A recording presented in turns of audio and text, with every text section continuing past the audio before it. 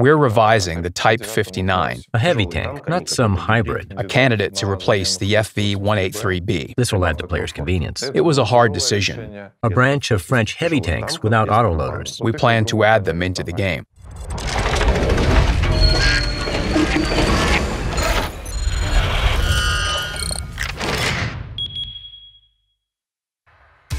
We've already told you that we've been moving steadily, branch by branch, nation by nation, and in the next update, we will work closely on the British vehicles. We also needed to rework the Tier 10 light tanks, plus some premium vehicles a bit, and so on.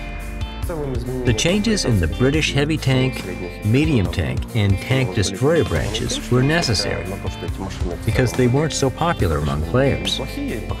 Although these vehicles were generally good and showed fairly good statistics. We've analyzed a lot of statistics and seen a lot of feedback. That's why these changes in the British tech tree will be complex. Unfortunately, we couldn't fit all the changes into one update, but we will continue to introduce changes step by step. Well, the FV-4005 branch has always been different in gameplay terms, and it's also been very diverse itself. Earlier vehicles in the branch are very distinctive. Then there's the Charioteer. It's quite convenient to play. Then the Conway, which isn't very convenient. And at the top, there's the 4005. This is a controversial vehicle. It's not very popular, so we decided to adjust this branch consistently. This is how we're going to ensure that the changes we're introducing to these vehicles will be appropriate. Speaking of the Charioteer, the changes aren't big, but quite pleasant. We increased its gun depression angles, and this will be a nice addition to the already quite good vehicle. The Conway received an alternative gun, which is more convenient and causes less damage per minute, but has higher damage per shot.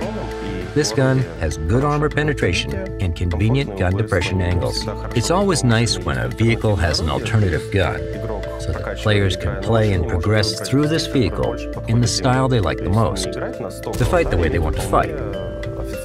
It means they don't have to play with the stock gun, but they have two different top guns. Those who like high damage per minute more can use one gun. Those who like high damage per shot and good angles will choose another gun, and this way everyone's happy. Considering the 4005, there were a great many positive changes.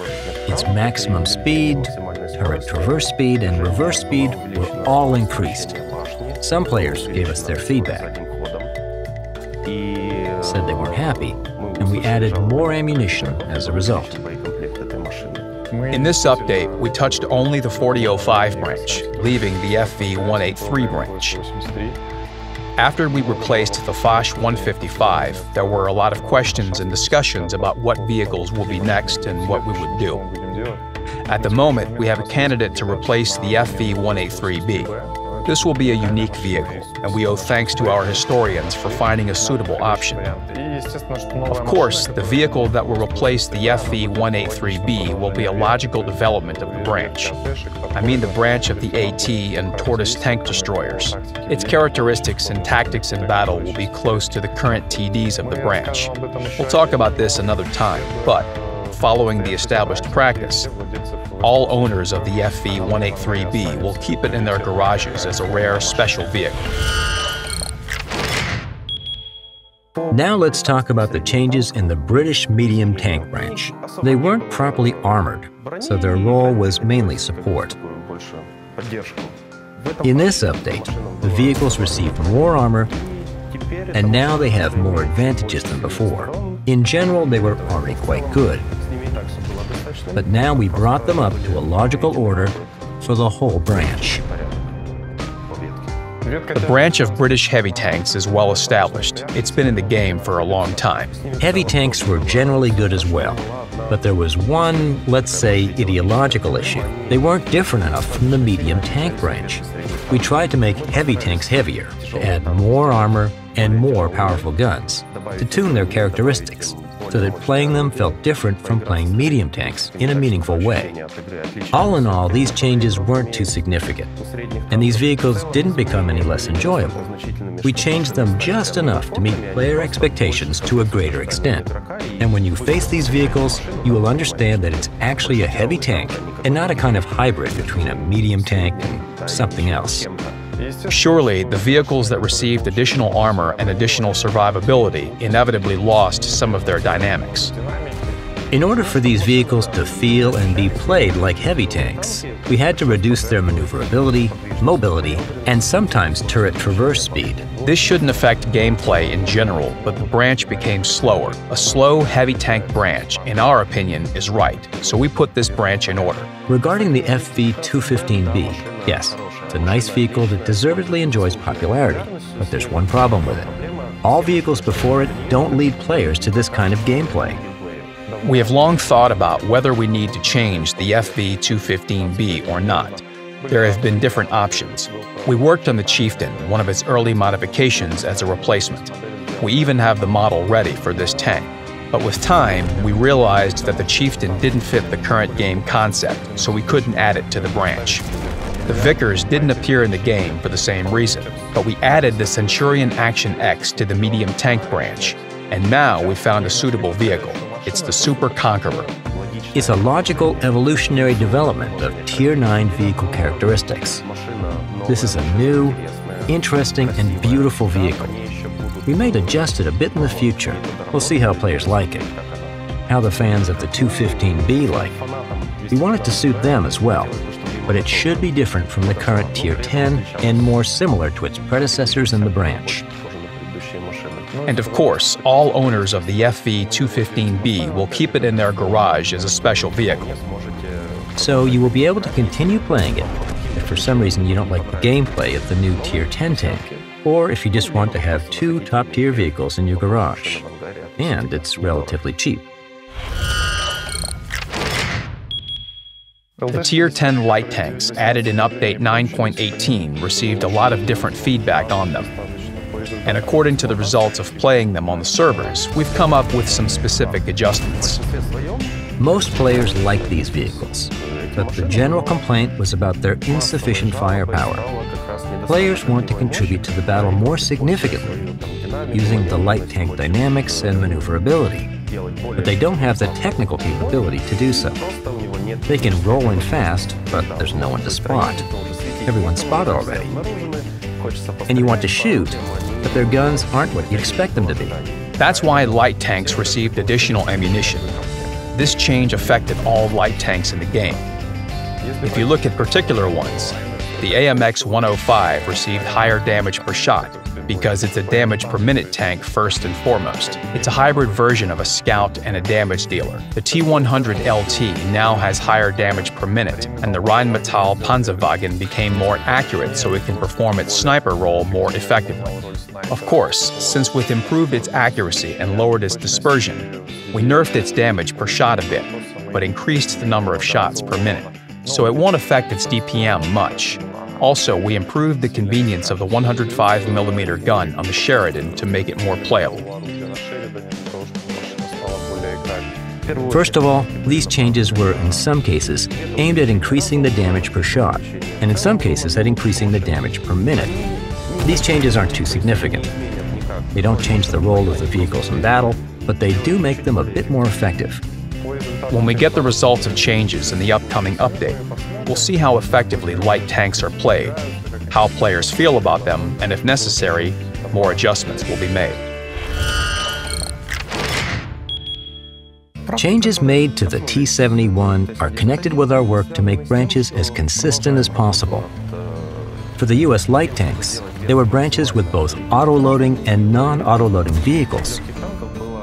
But there were no vehicles that would prepare players for the top tanks. The T71 allowed players to try its two modifications, with and without the autoloader. So the aim of the upcoming separation is to make the player feel the nuances of the branch as early as possible and learn to play a particular type of vehicle.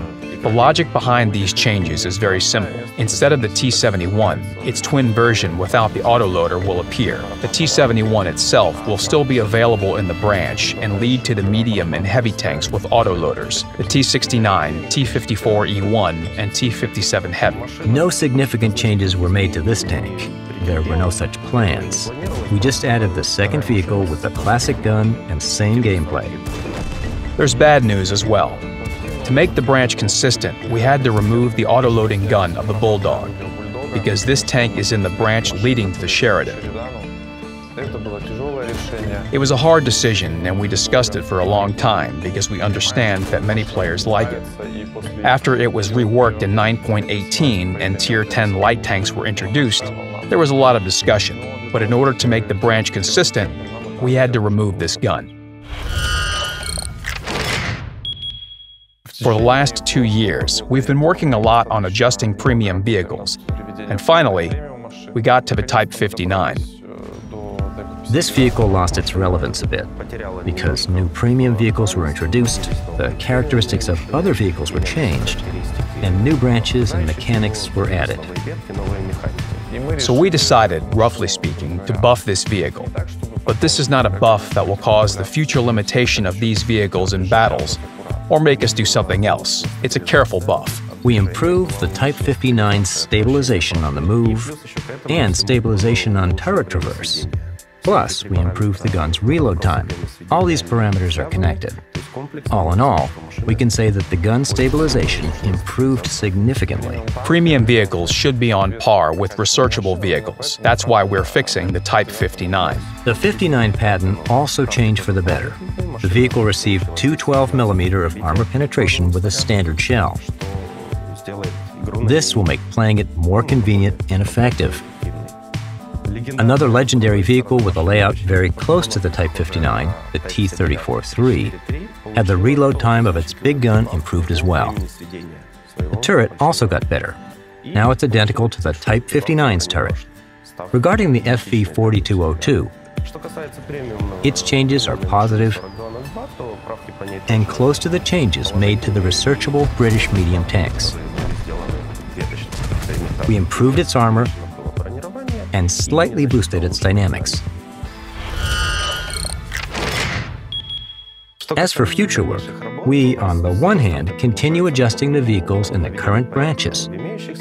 But on the other hand, we don't forget that we need to work on new vehicles and add them to the game. One of the new features may be a branch of French heavy tanks without autoloaders. These are the tanks that fit the concept of the AMX 5100, but without autoloaders. They are quite well armored and played more like the AMX M449. So, 3 pretty well armored vehicles. I mean Tier 8, Tier 9, and Tier 10. We plan to add them into the game. An approximate example of what the alternative branch of French heavy tanks will or may be like is the T110E5. They are sturdy, versatile vehicles with a very convenient set of characteristics. To finish things off, I'd like to say that the characteristics of the vehicles you saw during the super test are not even close to the final characteristics that will be used in most cases. We test them out, we see how they work. So I'd like to ask everyone to treat the information from the super test with caution. The characteristics and changes we made are not final, and there are a lot of examples where we went back on our decisions after the super test or common test, made it clear that we shouldn't do something, as was the case with the bot shot, or examples of when we made other decisions, as it was with the Soviet medium tank branch. Please always share your feedback. Feel free to leave constructive criticism and voice your opinion. It's important for us to understand what our players think and how you feel about the current changes. Your feedback matters to us.